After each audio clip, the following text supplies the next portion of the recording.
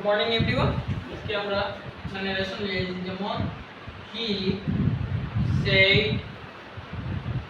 Competition দিয়া I went to school.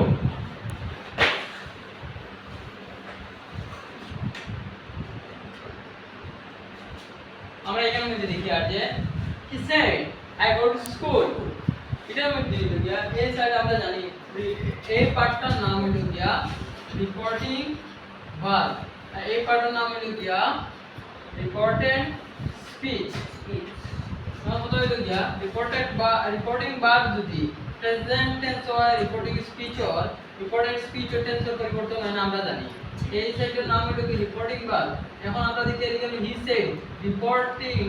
ভার্বটা হলো গিয়া পাস্ট টেন্স তার মানে আমরা রিপোর্টেড স্পিচ অর টেন্সর পরিবর্তন করব I went to school the past indefinite tense আছে আমরা এই পাস্ট ইনডিফিনিট টেন্স রে আমরা পাস্ট ইনডিফিনিট টেন্স থাকিয়া লইয়া যাইমু পাস্ট পারফেক্ট টেন্স যেমন পাস্ট কন্টিনিউয়াস টেন্স স্কিপ করব একটা স্কিপ করিয়া পরটা লইয়া যাইমু তার মানে আমরা এখন কি রকম লিখমু হি সেড ক্ষমা করে জেনুরে আমরা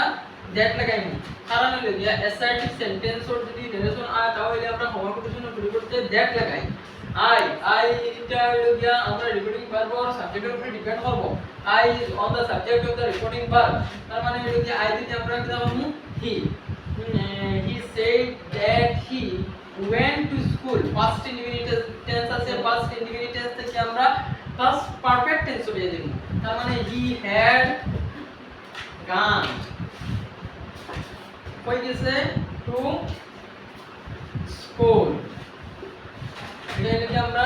ডাইরেক্ট নারেশন থেকে ইনডাইরেক্ট নারেশন করলাম ডাইরেক্ট নারেশনের মধ্যে রিপোর্টিং ভার্বটা ফার্স্ট টেন্সে আছে এর লাগিয়া রিপোর্টেড স্পিচ অর টেন্সর পরিবর্তন করছি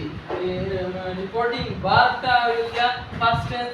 আর রিপোর্টেড স্পিচটা হইল গিয়া ফার্স্ট ইনডিফিনিট টেন্স তার মানে আমরা ফার্স্ট ইনডিফিনিট টেন্স থেকে ফার্স্ট পারফেক্ট টেন্সে লইয়া গেছি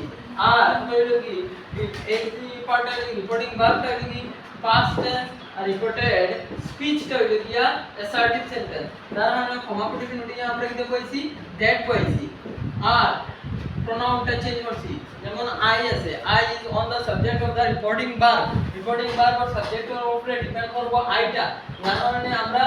আই চেঞ্জ করিয়া হি দিছি হি হ্যাড গান টু স্কুল আজকে একটা